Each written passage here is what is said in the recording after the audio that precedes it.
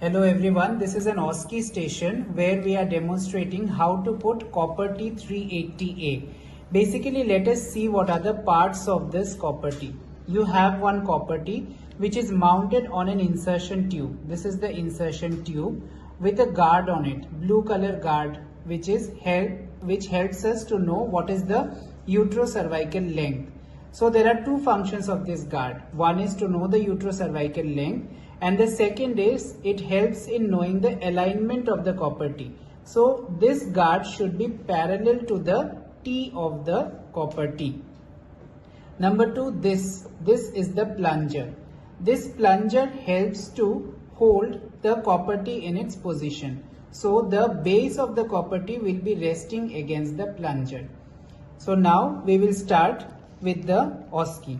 So when somebody asks you in OSCE to insert copper T, first we will start with the prerequisites. So all the 5 prerequisites you have to say. Take a verbal consent from the patient, number 1. Number 2, ask her to evacuate the bladder. Then she comes down and lies down in dorsal lithotomy position or dorsal position with hips and knees flexed. After that, you expose the perineum and in a bright lit room with a female attendant by your side, and you stand towards the perineal end of the lady. Once this all thing is done, then you go for painting and draping of the patient after wearing sterile gloves. One pair of gloves is enough for copper T insertion. Now, after that, we will start the instrumentation. That is, first hold the posterior lip of the vagina with same speculum. Then anterior lip of the anterior vaginal wall is retracted with anterior vaginal wall retracted. Anterior lip of the cervix is held with valsalum. And now at this point, you ask your assistant to hold the same speculum and the valsalum, and your patient is ready. Then, with the help of an uterine sound, measure the uterocervical length.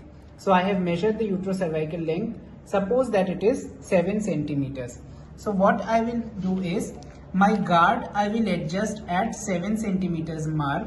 Suppose this is the 7 centimeters mark, I will adjust it. And then I will have to adjust the copper T to the level at which it is marked over here. So I will give pressure over this guard, and I can adjust the length of the copper T like this. I can increase or decrease it like this. So I have arranged it at the level of the copper T. So I have adjusted it. This guard will help me so that I do not perforate into the uterus.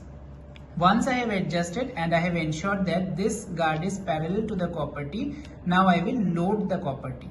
So for loading the copper T, I will open half of it. Half of the copper T packet will be opened, and after that I will hold the insertion tube in a pen holding fashion. So I have hold it in a pen holding fashion with bend upwards. Now what I will do is, with my left hand I will place it on the T of the copper and I will push it. With my right hand I am pushing the insertion tube, and with my left hand I am pushing the copper T. So it is very easy to load the copper T. So see, I have loaded the copper T, both the arms. Once the copper T has been loaded, then what I will do is, I will bring the plunger and load it from the rear end of the insertion tube, and I will take it to the base of the copper T. Now this, once I have loaded the copper T, within 2 minutes I have to insert it, otherwise its memory will be lost. So I will bring it out and directly I will take it and insert into the uterus. Once I have inserted into the uterus, then what happens, I will go such that my cervix is at the guard. So I have gone towards the fundus. Now what I will do is, keeping this plunger in position, I will pull the insertion tube. So my plunger is in position, my left hand will pull the insertion tube and the copper T will open internally. After that, I have to pull both the plunger and the insertion tube outwards so that the thread also is seen. And when the thread is 1 centimeter excess of the cervix, there I will cut the thread When the thread is inside the insertion tube, then only I will cut, and then rest of it I will bring, and rest of the thread I will ask my patient to feel so that she can feel the consistency of the thread. At this time I will also explain what are the chances of, what are the consequences if she does not feel the thread. It may be thread might have coiled up or it might have been expelled, and very rare chance of perforation. Other than that, patient will have 2 to 3 months of heavy menstrual bleeding. She can take tranexamic acid for that. After that it will be all okay. So it is valid for the next 10 years, and contraceptive efficacy is around 0.1 to 0.2%. Thank you.